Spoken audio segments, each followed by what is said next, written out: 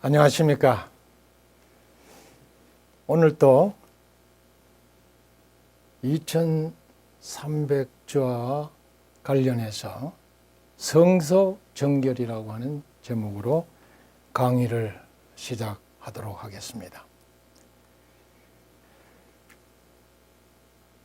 예수님께서 다니엘에게 말씀을 하셨는데, 다니엘이 예수님으로부터 다음과 같은 이야기를 들었습니다. 그가 내게 이르되 2300주야까지니 그때의 성소가 정결하게 되리라 하였느니라. 이 다니엘 8장 14절은 실제로 다니엘서의 중심되는 내용이고 재림교회가 최대의 관심을 기울여왔던 아주 중요한 예언입니다.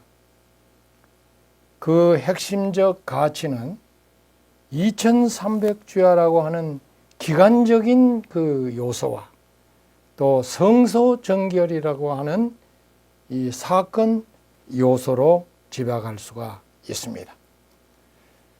그래서 지난 시간에 이어서 오늘 또 이 14절을 언어학적으로 또 해석학적으로 그리고 신학적으로 그 강의적인 의미를 연구해 보고자 합니다.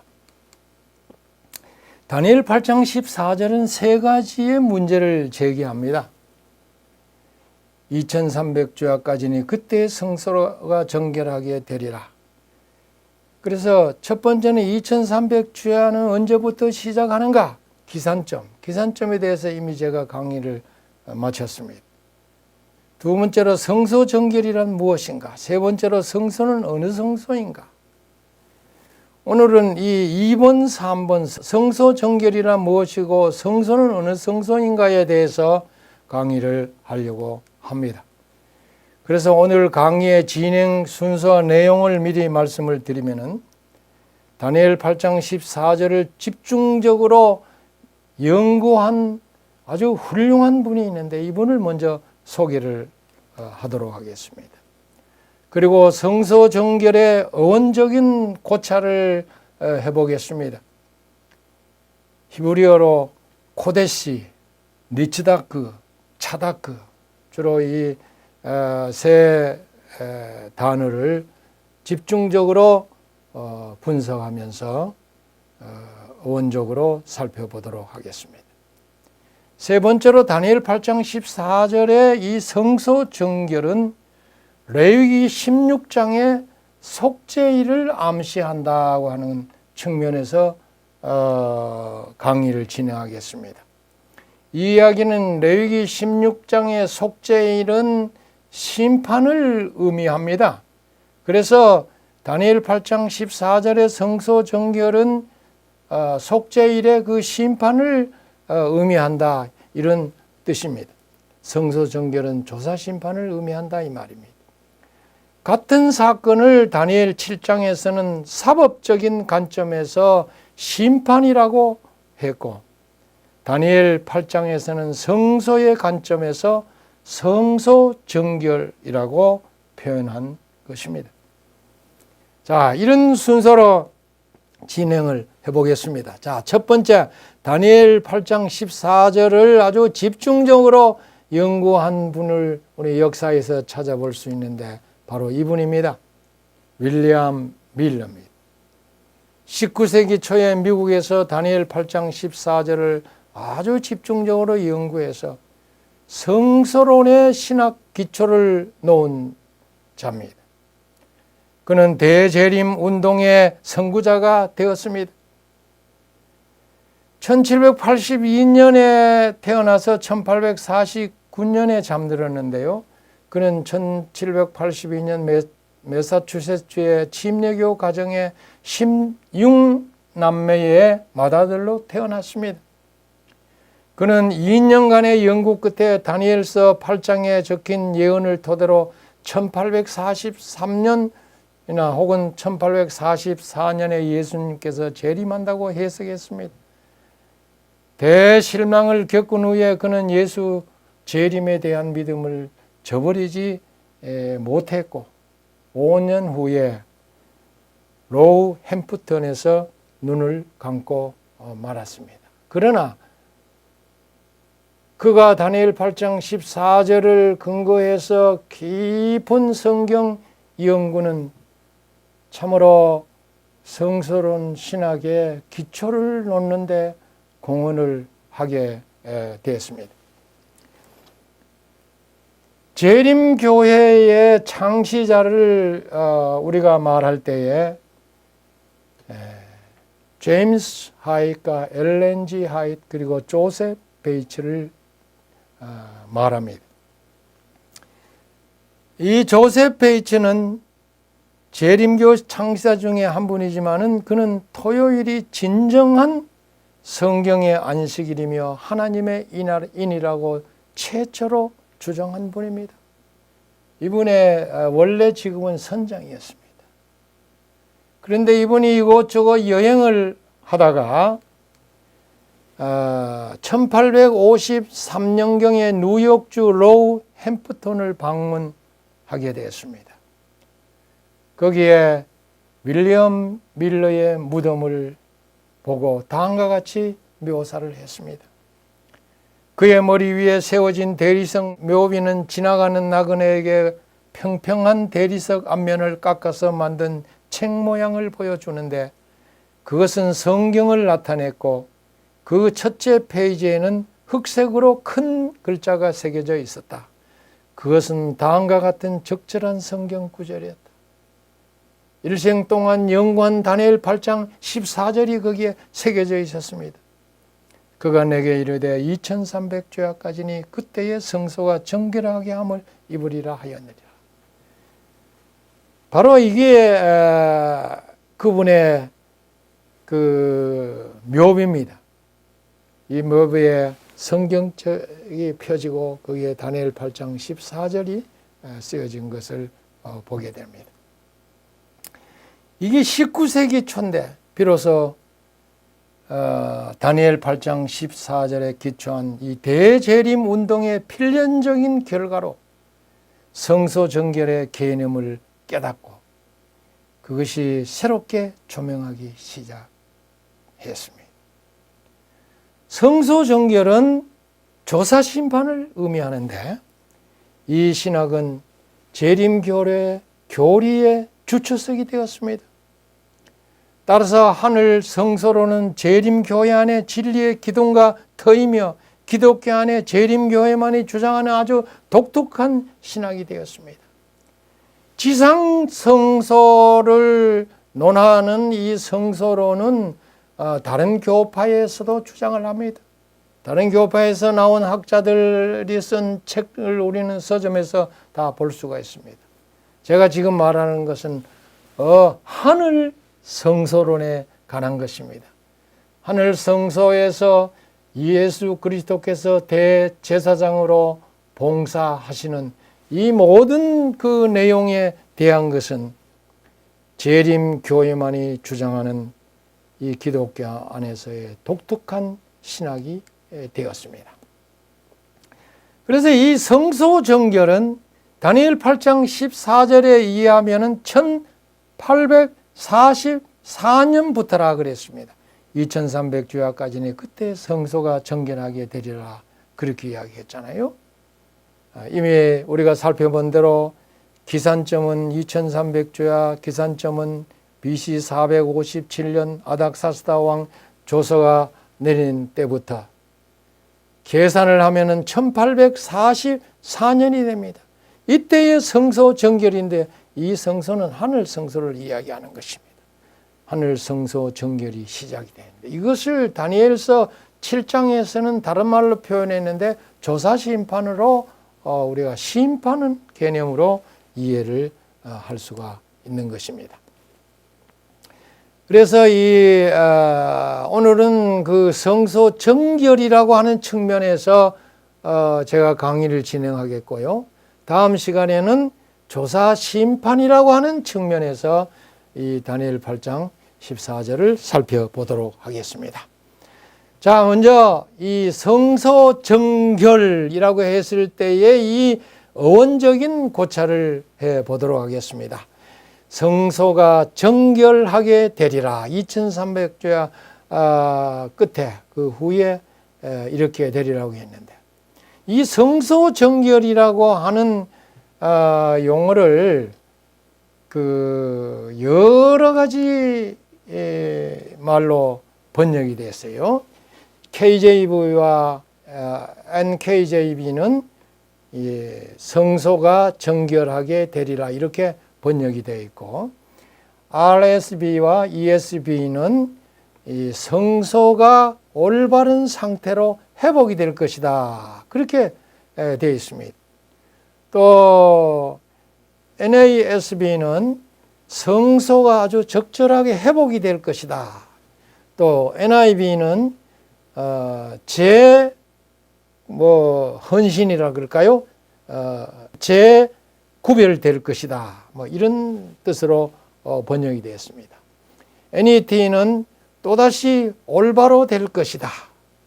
그리고 루터, 그 다음에 일본어, 또 중국어 이 번역이 있습니다.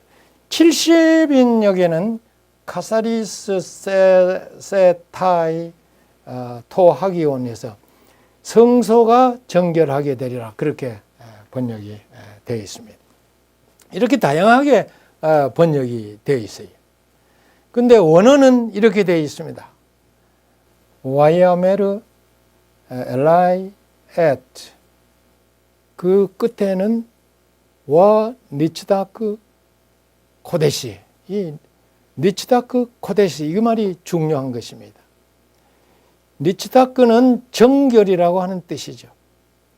코데시는 성소라고 하는 뜻인데, 이 다니엘 8장 14절 이 니츠다크와 코데시 이 두 용어는 재림교회의 운명을 좌우한 아주 중요한 두 단어가 되었습니다. 그래서 이 중요한 두 단어를 오늘 분석하면서 공부를 해 보려고 하는 것입니다. 자, 몇 가지 질문이 아주 간단하게 일어나는데, 코데시, 여기서 말하는 코데시는 어느 성소를 가리키는가? 지상 성소인가 또는 하늘 성소인가? 단답형입니다. 다 하늘 성소를 가리킵니다. 왜 그런지 좀 이따 또 설명하겠습니다. 질문 둘, 니츠다크 정결. 이 니츠다크는 무엇을 의미하는가? 여러 가지 의미를 하는데, 성소와 관련해서 정결하게 하다. 또 하나님과 사람과의 이 관계를 이야기할 때 회복하다 번역합니다. 법률 이야기할 때는 빈디케이트, 옹호하다 하는 그런 뜻이 있습니다. 또 2300주야까지니라고 했는데, 이 주야의 의미는 무엇이고 이 기간은 언제 시작하여 언제 끝나며 기산점의 근거는 무엇인가 하는 것입니다.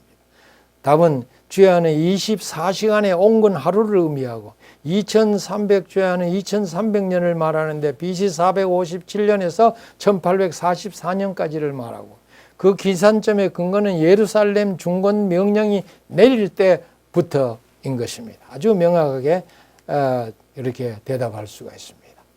성경이 보면 이 성소의 그 역사를 추적할 수가 있는데, 제일 먼저 에덴 동산부터 시작하면 원초 성소 시대, 아담부터 노아까지는 그렇습니다. 또 돌단을 쌓아서 이렇게 그 제사를 지내던 이 돌단 성소 시대가 노아부터 모세까지입니다. 드디어 모세 시대에 해막을 짓는데 해막 성소 시대입니다. 솔로몬 당시에 이제 성전을 지어서 제1성전 시대, 예레미야 시대까지 가는데, 이때에 성소가 없던 시대가 되는데 다시 회복하는 그 일을 스룹바벨이 시작을 해서 그 제2성전 시대를 스룹바벨 성전 시대라고 합니다. 헤롯 대왕까지 갔는데 헤롯이 다시 그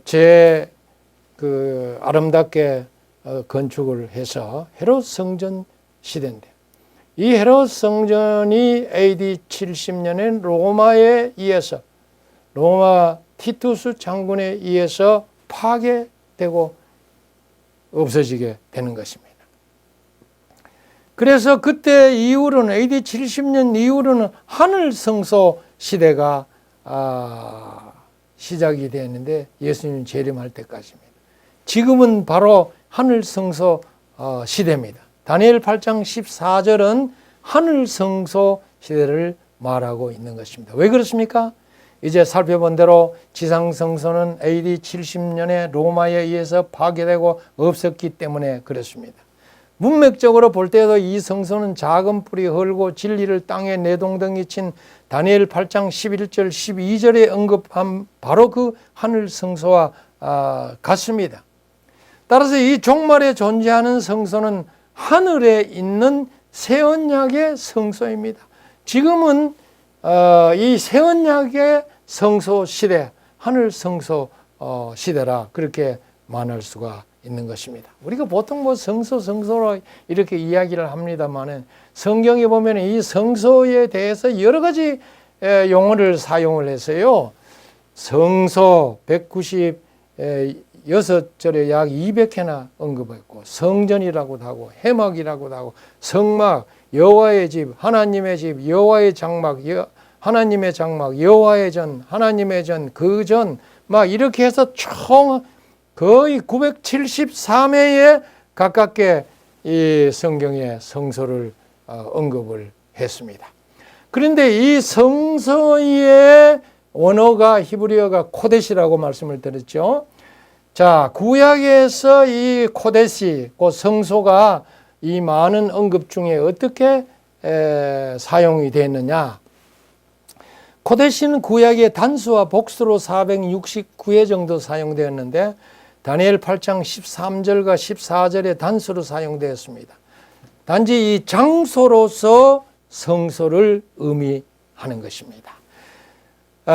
두 번째로 코데시를 추상명사로 사용할 때는 하나님의 거룩함을 의미하고, 또 코데시가 형용사로 사용될 때는 제사장과 레위인과 관련이 있어서 특별히 하나님의 거룩한 백성을 묘사하는데 명사로 사용이 됩니다. 그래서 이것을 갖추려서 다시 설명을 하면은, 코데시, 이 성소는 두 가지로 번역할 수가 있습니다. 첫째는 장소를 수식해서 말하는 성소, 성전, 이렇게 장막, 이렇게 볼 수가 있습니다. 하나님이 임재하시는 그분의 거룩한 거처, 영원한 왕이신 하나님의 왕궁을 이야기를 합니다. 두 번째로 사람을 수식해서 거룩한 백성, 이 코데시를 거룩한 백성, 즉 성도라고 번역할 수도 있습니다. 이렇게 볼 때에 성소와 성도는 이 개념으로나 언어학적으로 이렇게 함께 묶여 있습니다. 코데시라는 말에 묶여 있습니다. 따라서 성소 정결이라고 했을 때에 장소로서의 성소가 정결이 된과 동시에 성도의 정결의 의미를 함께 지니는 것입니다. 이것은 속죄일에 일어나는 내용이자 목적입니다. 제가 이 속죄일이라고 하는데, 통상 우리가 이야기할 때 대속죄일이라고 하지 않습니까? 대속죄일이라고 하는 말은 그 편리상 강조하기 위해서 한 이야기지만은 성경에 대속죄일이라는 말은 사용하지 않습니다. 속죄일이라고 합니다. 그래서 제가 속죄일이라는 말로 용어로 사용을 하고 있습니다. 자, 속죄일에 성소와 성도가 정결케 된다. 그러니까 2300주야까지니 그때의 성소가 정결하게 되리라 했을 때 이 성소 정결은 속죄일에 정결되는 것과 같은 의미인데 성소도 정결되고 성도도 정결케 되는 것을 의미한다, 이런 뜻입니다.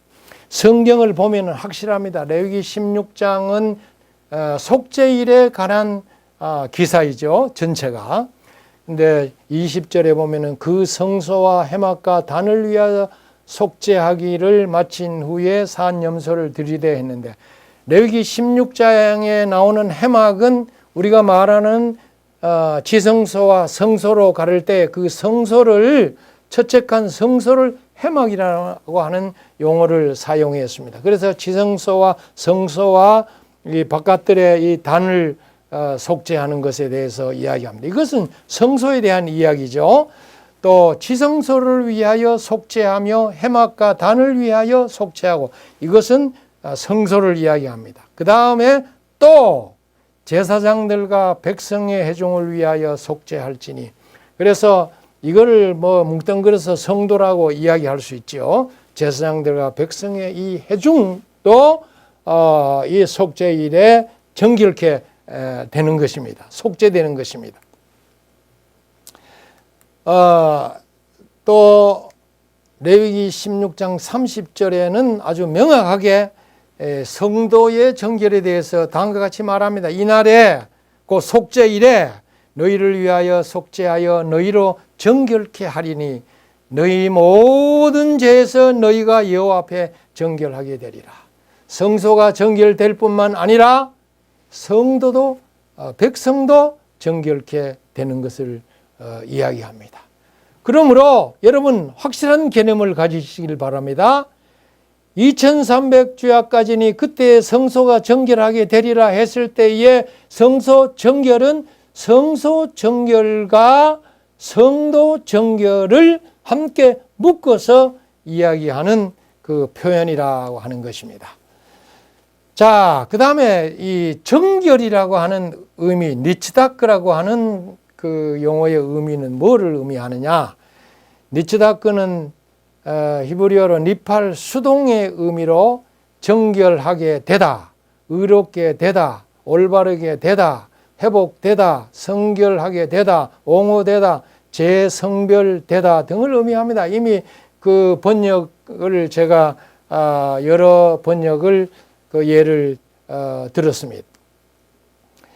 이 니츠다크의 어근이 차다크라고 하는 히브리어입니다. 이 차다크라는 말이 성경에 523에 나옵니다. 이걸 잘 분석을 해보면은 이 세 가지의 의미로 사용이 되었는데, 첫째는 성소와 관련된 문맥에서는 정결하게 되다고 번역했습니다. 클린저. 그 다음에 관계, 그 하나님과 사람과의 관계, 사람과 사람과의 관계, 이런 관계를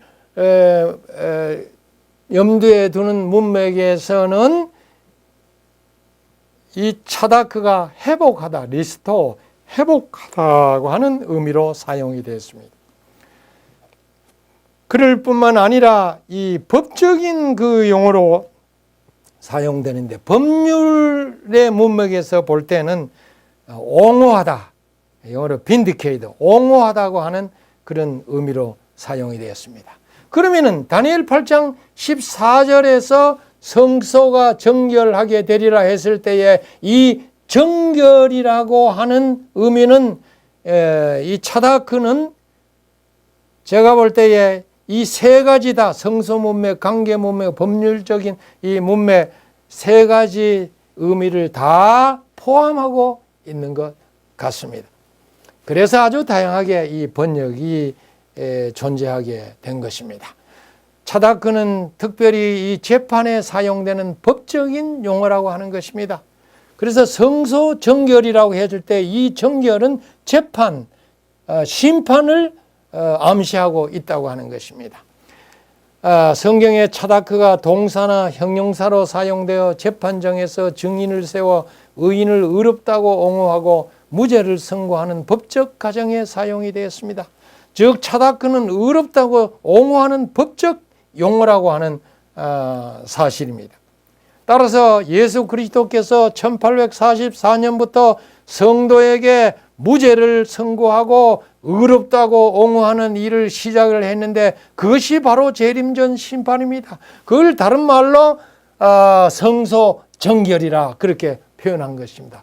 오늘 이 성소와 정결이라고 하는 어원적인 고찰을 통해서 바로 예수 그리스도께서 성도에게 무죄를 선고하고 의롭다고 옹호하는 이 법적인 옹호하는 이와 같은 이 심판, 이것을 재림교에서는 재림전 심판 혹은 조사 심판 혹은 재림전 할인 심판 또 혹은 재림전 조사 심판 여러 가지 용어로 사용이 되고 있습니다.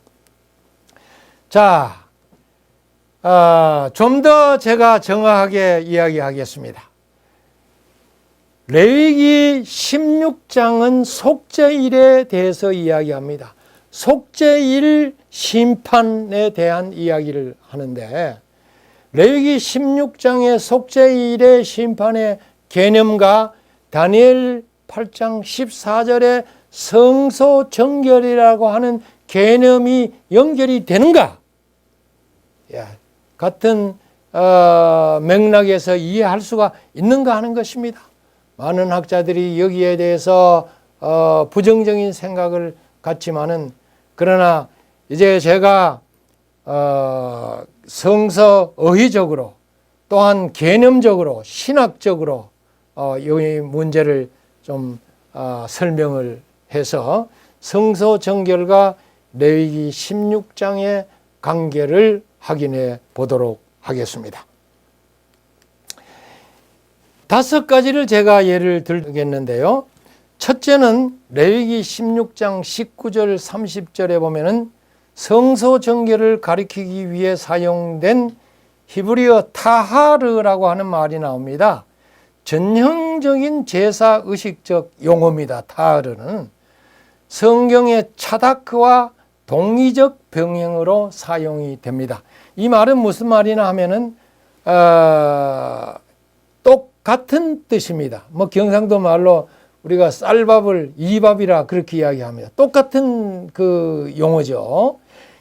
이렇게 차다크와 타하르는 동의적으로 병행해서 한 성경절에 반복하지 않고 똑같은 뜻으로 사용이 되는 것을 우리는 보는데 그 대표적인 예가 욥기 4장 17절입니다. 인생이 어찌 하나님보다 의롭겠느냐, 이 의롭겠느냐 했을 때에 차다크라는 히브리어를 사용했습니다. 똑같은 절에 후반절에는 사람이 어찌 그 창조하신 이보다 성결하겠느냐 했을 때는 타하르를 사용을 했어요. 그래서 차다크와 타하르는 동의적 병행입니다. 똑같이 차다크 쓸 수도 있고 타하르 쓸 수도 있지만은 똑같은 뜻이기 때문에 이 동행적으로 병행했습니다. 욥기 17장 9절에도 보면은 두 단어가 동의적 병행으로 나옵니다. 그러므로 레위기 16장과 다니엘 8장 14절의 성소 정결은 이렇게 연관을 갖게 되는 것입니다. 그 다음에 아주 결정적인 것은 이미 우리가 공부한 코데시입니다. 성소. 코데시라고 하는 말은 레위기 16장의 연결점이 되는 것입니다. 다니엘 8장 14절과 레위기 16장은 성소의 히브리어 주요한 단어 코데시 혹은 니치다크 코데시, 성소 정결이라는 뜻이죠. 연결이 되는데 8장에도 성소라는 용어가 3번 나오죠. 11절, 13절, 14절에. 레위기 16장 16절에 나오는 속죄일의 정결과 관련된 주요한 용어는 코데시입니다. 또한 이 용어가 정결하게 되는 성물에도 사용이 되고 뭐 히브리서에는 보면 정결의 대상을 의미하기도 합니다. 그래서 이 코데시 성소 이것은 그 레위기 16장의 속죄일 재판과 다니엘 8장 14절의 성소 정결과 연결하는 연결점 중에 하나라고 생각할 수가 있을 것입니다. 세 번째로 다니엘 8장에는 속죄일을 암시하는 용어들이 여러 가지가 나옵니다. 8장에는 성소 코데시와 정결 외에도 속죄일을 암시하는 용어들이 넘쳐나는데 수당, 수대음서 이것은 속죄일에 드려지는 제물이었습니다. 죄악, 또 거룩한 물은 코데스입니다만 매일 드리는 제사, 타미드, 또 정결, 차다크 이런 것입니다. 특별히 다니엘 8장 13절에 죄악이라고 했을 때 그 원어는 폐사인데 레위기 16장 16절 21절에 속죄일에 행한 속죄와 관련되어 있습니다. 이 폐사, 이 죄악을 그 속죄일에 속죄하는 이와 같은 것을 이야기합니다. 그래서 이런 용어들은 다니엘 8장과 레위기 16장의 속죄일을 연결하는 아주 중요한 용어라 그렇게 생각할 수가 있습니다. 그 중에 특별히 차다크입니다. 이 차다크는 여러 가지 의미 중에 이미 살펴본 대로 정결, 성결, 옹호, 회복 이런 의미가 있는데 속죄일을 암시한다는 것은 주목할 만한 일입니다. 아주 속죄일의 의식과 밀접히 관련되어 있습니다. 이 속죄일에 죄가 정결하게 되는 것이죠. 또 성소가 정결하게 되는 성도들이 성결하게 되는 것이죠. 그 다음에 옹호를 받는 것입니다. 그리고 모든 것이 다시 회복이 되는 것입니다. 이와 같은 속죄일의 의식에서 행해지는 이런 의미를 우리는 성소 정결과 아주 깊은 연관이 있다고 생각할 수가 있습니다. 속죄일과 관련해서 다니엘 8장 14절이 레위기 16장 개념적으로 그 신학적으로 어원적으로 연결되어 있는 것이 확실한 것입니다. 따라서 레위기 16장은 다니엘 8장 14절 주석에 아주 궁극적인 실마리를 제공하고 있는 것이 확실합니다. 그래서 재림교회 신학에서 성소론의 아주 중요한 그 실마리는 구약에 있는 레위기 16장입니다. 곧 속죄일입니다. 속죄일. 그래서 우리는 이 조사 심판 기간 곧 재림전 심판 기간을 영적 속죄일이라 그렇게 이야기를 하고 있죠. 이 헬라어를 특별히 그 번역을 할 때에 70인역 이야기입니다. 70인역이 정결케 되다를 의미하는 14절을 레위기 16장에 사용된 것과 같은 헬라어 카사리스서스의 타이라고 했는데 정결하게 될 것이다. 그렇게 번역을 했어요. 아마 이것은 학자들이 생각할 때에 속죄일을 염두에 두고 그렇게 번역한 것 같다고 보는 것입니다. 따라서 다니엘이 리츠다크라는 용어를 사용했을 때 속죄의 과정을 염두에 둔 것이 아주 분명한 것입니다. 장로교회를 거진 창시하다시피 한 칼뱅은 여기 성소가 정결케 되리라고 하는 걸 의역해서 성소가 속죄될 것이라고 해서 속죄일을 암시하고 있습니다. 그래서 다니엘 8장 14절과 레위기 16장은 아주 밀접한 관련이 있다. 그렇게 생각할 수 있습니다. 그것을 근거해서 다니엘 8장 14절의 성소 정결은 바로 레위기 16장에 나타난 속죄일의 심판 행사라고 우리는 결론을 내릴 수가 있는 것입니다. 14절의 성소 정결과 레위기 16장의 속죄일의 심판은 이렇게 제가 계속 반복하지만은 연관되어 있는 것이 확실합니다. 이걸 너무나 확실한데도 불구하고 부인하는 학자들이 있기 때문에 제가 좀 강조해 봅니다.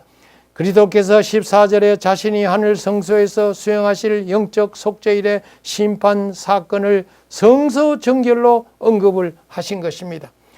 2300주야까지니 그때부터 영적 대속죄일이 돼서 심판이 있을 것이다. 이렇게 이야기하지 아니하고 2300주야까지니 그때에 성소가 정결되리라. 그렇게 말씀하신 것입니다.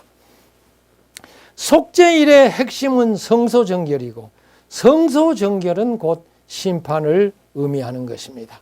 영적 속죄일의 성소와 백성을 정결케 하여 관계를 회복하고 하나님의 의를 옹호하고 당신의 백성들을 신원을 하고 옹호하는 이와 같은 일을 하는 것입니다.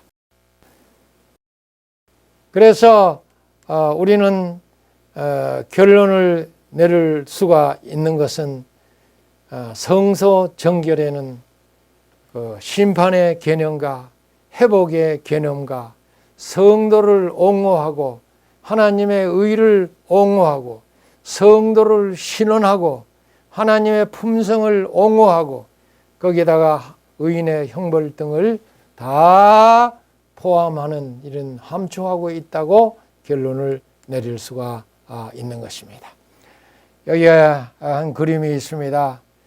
아버지 하나님과 아들 하나님이 심판을 행하는 상상도입니다. 심판은 반드시 있는 것입니다.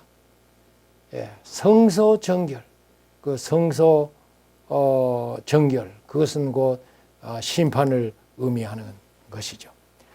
그런데 이 지상 성소가 왜 정결케 될 필요가 있었을까? 이것을 우리가 좀 생각해 볼 필요가 있습니다. 2300주야까지는 그때 성소가 정결하게 되리라. 왜 2300주야 끝에 성소가 정결하게 될 것인가? 이것을 알기 위해서 이거와 대칭되는 지상 성소 정결을 살펴볼 필요가 있습니다. 지상 성소 정결은 하늘 성소 정결에 대한 예표이기 때문에 그렇습니다. 하나님의 백성의 부정과 모든 죄가 성소를 더럽혔기 때문에 정결할 필요가 있었습니다. 성소를 더럽힌 부정은 레위기 11장에서 15장에 나타난 걸 가리킵니다. 지성소를 더럽혔던 죄는 백성들이 레위기 1장에서 7장에 나타난 개인적 및 집단적으로 죄를 짓고 제물을 갖고 성소에 와서 용서를 받고 그리고 그 죄를 성소에 전가된 것을 말하고 있습니다. 따라서 지성소와 성소의 속죄가 필요한 것은 하나님의 백성의 부정과 그들이 범한 죄 때문이라고 하는 뜻입니다. 그래서 레위기 16장 16절에는 말하기를 곧 이스라엘 자손의 부정과 그 범한 모든 죄를 인하여 지성소를 위하여 속죄하고 또 그들의 부정한 중에 있는 해먹을 위하여 그같이 할 것이라. 이렇게 성소 정결에 대한 명령을 했습니다. 성소의 정결, 이와 같이 살펴본 대로 정결이라고 하는 말은 더럽힘을 전제로 합니다. 이 지상 성소가 정결이 필요한 것은 더럽혀졌기 때문인데 어떤 경우에 더럽혀졌는가 이걸 살펴볼 필요가 있어요. 성소가 더럽혀진 경우는 하나님의 백성을 죄가 성소를 더럽힙니다. 하나님의 백성들을 죄가 성소를 더럽힌다. 둘째로 의식적 불결로 성소가 더럽혀집니다. 하나님의 백성이 죄를 지으면 성소가 더럽혀진다 이 말이죠. 또 성도가 하나님의 집에 가정한 것을 두면 성전은 더럽혀진다고 그랬어요.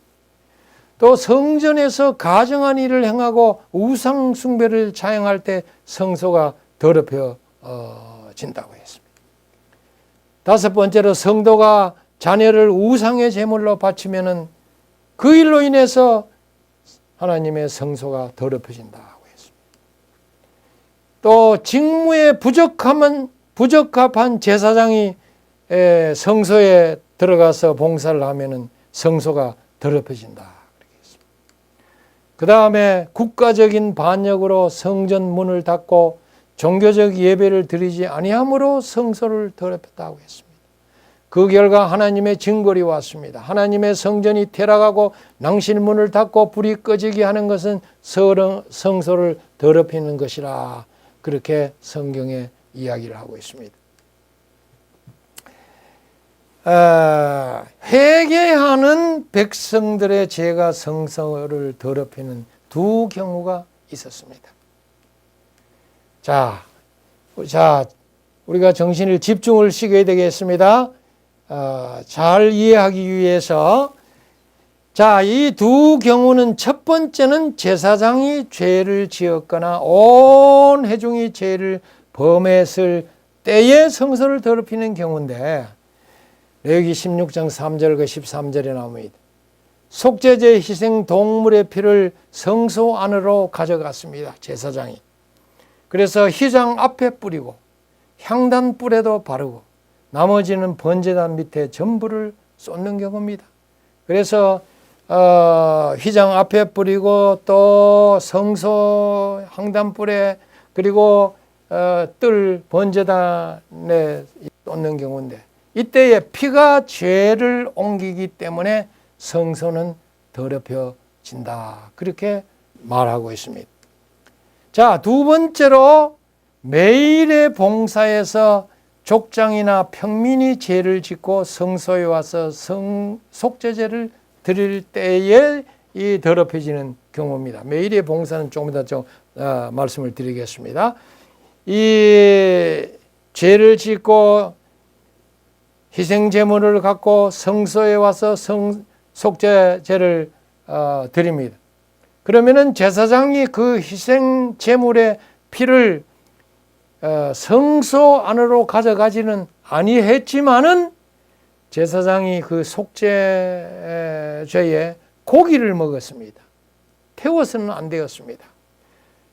제사장이 그 고기를 먹음으로 짐승에게 옮겨진 죄인의 죄를 이 제사장이 전가를 받아서 상징적으로 짊어지고 성소에 들어가서 매일의 봉사를 통해서 성소로 죄를 전가하는 경우입니다. 이렇게 해서 회개하는 백성들의 죄가 성소를 더럽히는 경우였습니다. 이게 지상성소에서 있었던 일입니다. 그러면 매일의 봉사가 뭐냐? 매일 하는 봉사인데, 제사장들이 매일 하는 사역은 성막의 뜰 안에 번제단과 또 성소 처측간에서 행해진 봉사입니다. 이 사역에는 조석 번제를 드리는 일입니다. 온 백성들을 위해서 아침에 또 저녁에 이렇게 번제를 드리는 것입니다. 그리고 성소 척간에 가서 금 향단의 향을 피우는 일과 또 제물을 가져와 회개한 개인들의 죄를 위한 전반적인 봉사를 하는 이런 모든 사역이 포함이 되는 것입니다. 제사장들은 매일 정해진 번제에 희생을 드렸습니다. 물론 매 성소에 들어가서 촛대에 불을 살피고 감금하는 일도 포함이 되죠. 그리고 제사장들은 매일 정해진 번제의 희생을 드렸습니다. 그런 다음에 백성들이 자신의 제사를 제사장의 도움과 지도로 희생 제물을 드렸습니다. 이게 1년 내내 바쳐진 매일의 제사로 인해서 백성들의 죄는 성소로 옮겨졌고, 그 전가된 죄들로 인해서 성소는 더럽혀졌습니다.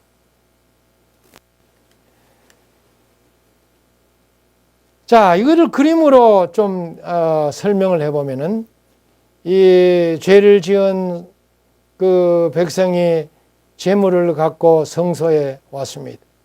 그리고 이 성소에 와서 제물에 손을 얹고 안수 기도를 통해서 죄를 고백을 합니다. 그러면 상징적으로 죄가 양에게 전가됩니다. 그리고 양을 죽이므로 그 피를 받아서 제사장에게 넘기죠. 그러면은 짐승에게로 전가된 이 죄가 피를 통해서 제사장에게로 전가되는 것입니다. 어떤 경우는 이 짐승의 고기를 먹음으로써 제사장에 전가된다고 이미 제가 말씀을 드렸습니다. 그리고 이 제사장이 성소로 가져가서 성소로 전가되는 것입니다. 피를 통해서 전가되고 또 매일의 봉사를 통해서 전가되므로 상징적으로 성소가 더럽혀진 경우입니다. 이런 더럽혀진 경우 이것을 이제 성소 안에서 행해지는 것을 좀 살펴보면은 피를 통한 죄의 전가를 조금 살펴보겠습니다. 레위기 4장 6절에 말하기를 그 제사장이 손가락에 그 피를 찍어 여호와 앞 곧 성소 장 앞에 7번 뿌릴 것이라 그랬어요. 이 장 앞에 밑에 이렇게 7번 뿌리라 그렇게 이야기했습니다. 그러나 이 현대 번역에 보면은 손가락으로 찍어 여호와가 계시는 만남의 장막 안에 쳐놓은 휘장을 향하여 7번 뿌리라 그랬어요. 이것은 이 휘장을 향하여 7번 뿌리라 그렇게 이야기했습니다. 이렇게 해서 피를 통해서 휘장과 휘장 앞에 뿌림으로 죄가 성소로 전가되는 것을 상징했습니다. 이렇게 해서 그 속죄일 행사가 끝나고 난 다음에 새로운 휘장을 설치하게 되는데요. 하나님의 세키나를 가렸던 둘째 휘장은 속죄일 행사가 마쳐지면은 제사장의 손에 의해서 그것을 제거해서 불태워지고 새로운 휘장을 설치를 했습니다. SDABS 1권 1107페이지에 아주 명시를 했습니다. 아마 이 휘장에 조금 전에 본 대로 피가 튀어서 묻어 더러워졌기 때문이요. 성소가 완전히 이제는 정결해지고 새롭게 출발하는 것을 알려주는 것이었습니다. 성소가 정결하게 되리라. 성소 정결, 바로 속죄일의 행사를 통해서 성소와 성도가 정결하게 된 것을 상징적인 의미로 이 둘째 휘장을 새로운 휘장으로 바꾸었다. 그렇게 생각할 수가 있는 것입니다. AD 70년에 로마의 티투스가 예루살렘 성전을 파괴시키고 빼앗아간 것이 많은데 이 촛대를 메노라라 그러죠. 촛대를 가져가고 또 휘장도 가져갔는데 그것을 목격한 랍비 요새는 다음과 같이 말했습니다. 나는 로마에서 그 휘장을 보았다. 거기에는 속죄일의 수소와 수염소의 핏방울이 많이 있었다. 바벨로니아 탈무드 요마 57에 나옵니다. 이렇게 우리가 확인할 수 있는데 살아남은 이들 226페이지에서도 아주 확실하게 엘렌 G. 화이트이 이야기를 하고 있습니다. 예수께서 죽으시던 그 순간에 제사장들이 성전 안에서 성소와 지성소 사이를 가로막은 휘장 앞에서 제사 예식을 진행하고 있었다. 그때 제사장들은 갑자기 땅이 진동하는 것을 발밑에 느꼈으며 벨사살 궁전벽에 멸망의 선고를 썼던 그 핏기 없는 손이 나타나 해마다 새로 만드는 튼튼하고 아름다운 성전 휘장을 위로부터 아래까지 찢어 휘장이 두 조각이 되어버렸다. 이분도 해마다 새로 만드는 휘장이라 그렇게 표현을 했습니다. 이렇게 해서 이 성소 정결을 속죄일에 맞춰짐으로 성소 정결을 아주 확연하게 드러내는 일을 했습니다. 그런데 다시 돌아가 봅시다. 성소 정결은 언제 한다고요? 2300주야까지니 그때의 성소가 정결하게 되리라. 예, BC 457년에 2300주야가 시작이 돼서 1844년에 맞춰지는데 1844년 바로 그때의 성소가 정결하게 되리라. 이것은 하늘 성소를 이야기를 한다고 이미 제가 말씀을 드렸습니다. 이 하늘 성소 정결에 대해서 조금 더 공부를 하고 마치겠습니다. 우리가 죄를 고백하면은 죄는 용서를 받습니다. 언제든지 완전히 용서를 받습니다. 하나님은 더 이상 그것들을 고려하지 않으십니다. 우리는 항상 우리가 용서받았다는 것을 확신하면서 살 수가 있습니다. 그러나 하나님이 이 죄를 어떻게 처리하시느냐? 우리의 죄에 대한 기록은 하늘 성소를 깨끗하게 하는 동안에 우리의 삶이 심판될 때까지 제거되지 않습니다. 예수의 희생과 중보 덕분에 우리는 심판에서 아주 옹호를 받고 신원을 받아서 결백하다고 선언될 것입니다. 그때의 죄의 기록은 없어지고 그 이름은 생명책에 확정됩니다. 이것을 하늘 성소 정결이라. 속죄일에 행했던 성소 정결과 같은 의미인 것입니다.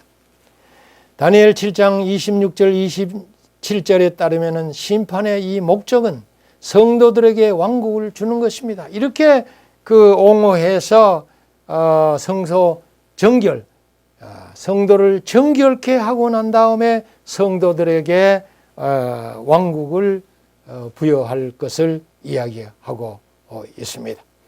자, 이것을 이미 제가 이야기한 대로 구약시대의 속죄일의 성소 제도에서 우리는 확연히 이해하게 되는데 다시 한번 살펴보면 이렇습니다. 구약시대의 백성들의 죄가 믿음으로 말미암아 속죄 제물에게로 옮겨지고 그 제물의 피를 통하여 죄는 상징적으로 다시 성소로 옮겨졌던 것처럼 새 언약에는 회개한 자의 죄가 믿음으로 말미암아 그리스도에게로 옮겨지고 그리스도께서 그것을 실제적인 하늘 성소로 옮기셨다. 그런데 마치 모형적 지상 성소의 정결이 그것을 더럽혀왔던 죄를 도말함으로 되었던 것처럼 하늘 성소의 실제적인 정결도 거기에 기록된 죄를 지워 없애거나 제거해 버림으로 이루어진다. 그렇게 이야기하고 있습니다. 이것을 성소 정결이라 그렇게 이야기하는 것입니다. 우리가 우리의 죄를 잡아가고 회개하게 될 때에 이와 같은 일들이 이제 일어나게 되는데요.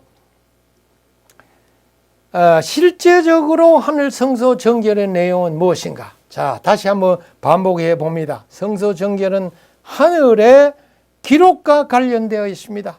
지상 성소에서 속죄제의 피로 성소의 죄를 기록하였듯이 하늘 성소에도 죄인들이 회개하면 그리스도의 피로 그 죄가 용서함을 받으나 죄의 흔적과 용서의 기록은 여전히 기록책에 남아 있습니다. 그런데 성소 정결은 하늘 죄책의 기록을 말소하고 그리고 생명책에 그 이름을 확정하는 것입니다. 누구든지 생명책에 이름이 있으면 영원한 구원이 확정되는 것입니다. 이것을 성소 정결이라고 하는 말로 표현을 한 것입니다. 이것을 1844년부터 시작이 돼서 지금까지 계속되고 있다 이 말입니다. 반면에 복음을 거절하고 성령의 음성에 마음을 닫은 자들은 생명책에서 이름을 삭제하고 기념책에서 선행의 기록을 지웁니다. 누구든지 생명책에 이름이 없으면 영원한 멸망이 확정이 됩니다. 이런 총괄적인 과정을 가리켜서 하늘 성소 정결이라 그렇게 이야기합니다. 우리는 하늘 성소 정결 시대에 지금 살고 있습니다. 그래서 각 시대 대쟁투에 보면 이런 말씀이 있습니다. 그러나 진심으로 죄를 회개하고 그리스도의 피로 말미암아 속죄를 믿는 자에게는 하늘에 있는 책에 저희들의 이름 아래 사죄하였다는 말이 기록되는 것이다. 저희들의 죄는 도말되고 누구든지 회개하지 않고 하나님께 사하심을 받지 않고 그냥 죄의 기록을 남겨두는 자는 그 이름이 생명책에서 지워지고 그 선행도 하나님의 기념책에서 도말되는 것이니 그랬습니다. 성소정결, 그것은 우리의 이름이 하늘 생명책에서 도말되느냐, 하늘 생명책에 우리의 이름이 구원 받은 자로 확인되는, 확정되는가 하는 것이 바로 성소정결이라 이렇게 표현할 수가 있습니다. 이를 위하여 진심으로 죄를 회개하고 진심으로 매일매일 주님 앞에 나가서 무릎을 꿇고 그리고 자신을 살피고 그리스도의 은혜로 변화되는 이 경험, 이것이 필요한 것입니다. 그리스도의 피를 적용받는 이 속죄의 경험을 하는 것이 중요한 것입니다. 이것이 성소 정결의 아주 필수적인 요건인 것입니다. 사랑하는 이 방송을 듣는 모든 성도 여러분, 2300주야까지니 그때의 성소가 정결되리라 하는 이 성소 정결의 경험을 하시고 이를 위하여 준비하는 생애를 사시고 그리고 결국은 영원한 왕국을 유업으로 받는 여러분과 제가 되기를 간절히 바라면서 오늘 공부를 마치도록 하겠습니다. 대단히 감사합니다.